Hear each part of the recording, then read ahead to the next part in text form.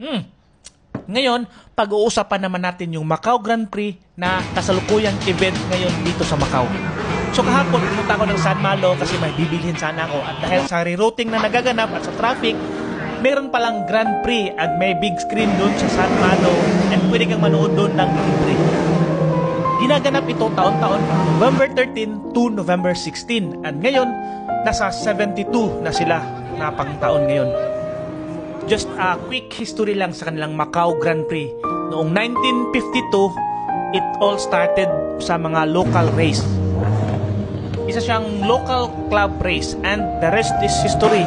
Sa ngayon, last 2023, si Daniel Serra ang nakakuha ng fastest record time around 2 minutes and 16.051 seconds sa kabuuan and wala pang nakabit sa record na iyon.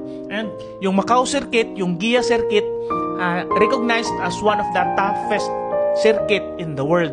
Kaya kung mapapansin nyo, kung dito kayo sa Macau, bandang Amaral Station, may malaking crane dyan sa curve na yan sapagkat yan yung prone area ng mga aksidente dahil sa bend ng curve, sa sharp curve niya. At sinadya talaga yung ilagay just in case pag may aksidente, madali nilang ma-pull out yung sasakyan at tuloy-tuloy yung daloy ng race. Kaya ganun yung mangyayari. Binago man nila yung mga ruta ng iba-iba man dahil sa racing. Nung pagpunta ako, naglakad ako, dahil restriction like bawal ka mag-standby dun sa gilid, may mga pulis. Aside sa pulis, meron ding marshal sa mga event mismo. So there's no way you can sneak on that area around. Ticket booth ng Macau Grand Prix. So ticket cost around 100 NOP per day.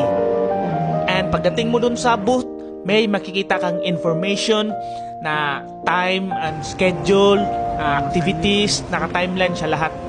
Pwede ka rin pala mag-book online via sa kiosk na nandun din. And this is not to discourage nyo na bumili ng ticket, no?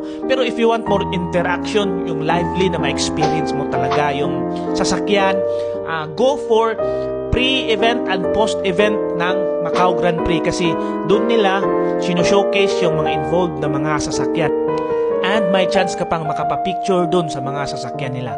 Samantalang kung sa grandstand ka lang, ilang seconds lang dadaan yan sa view mo and maghihintay ka naman ng panibagong loop. So, parang minsan katagalan, maboboring din siya. So, pag gano'n ang mangyari, pwede ka naman manood sa big screen na pinupost nila sa mga public areas like sa San Malo. So, yun lang. Pero, ito, ang marinig mo ang yung tunog ng sasakyan, isang malaking experience na yan na hindi kayang bayaran ng